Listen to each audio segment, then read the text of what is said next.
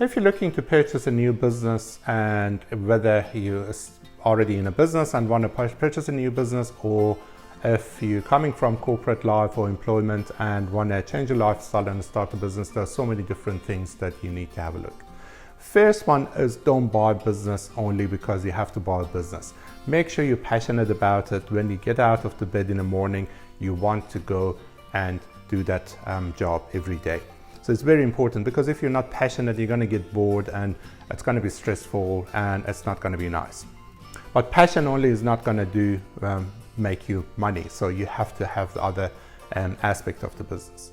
So the one thing that you need to look at, the business that you're looking to purchase, you have to see, with all these technology changes that is happening, is this business going to survive throughout the years?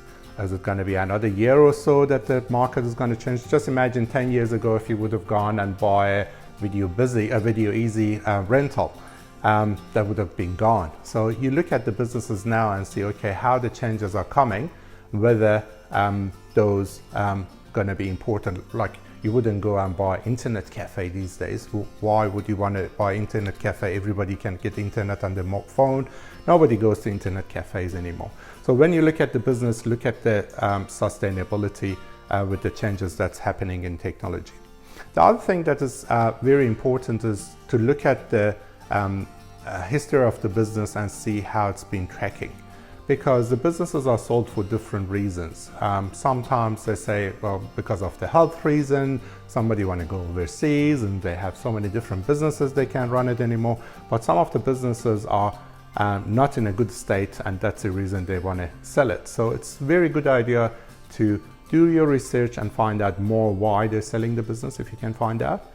Make sure that you have a chat with accountants and lawyers and get advice, and do your due diligence. Make sure the business is healthy, and do not go and get excited and buy the business without getting advice. We see on and on and on people, they just go and they like the business, and they get motivated by the agents to say, hey, there's so many people, and they sign up the agreement and they end up owning the business, but they find that after 1 or 2 years that the business, it wasn't as good as the agent or the vendor show it to be. So make sure you do your due diligence and use accountants and lawyers.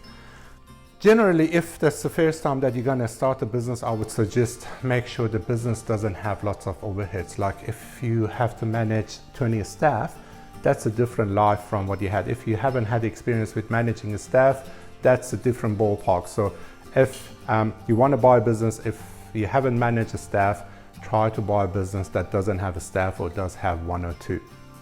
Try to keep the staff that they experience, because you want that continuity. If the clients used to deal with the staff in existing business, you don't want to lose those staff, because they are gold, and it's very hard to find a good staff these days.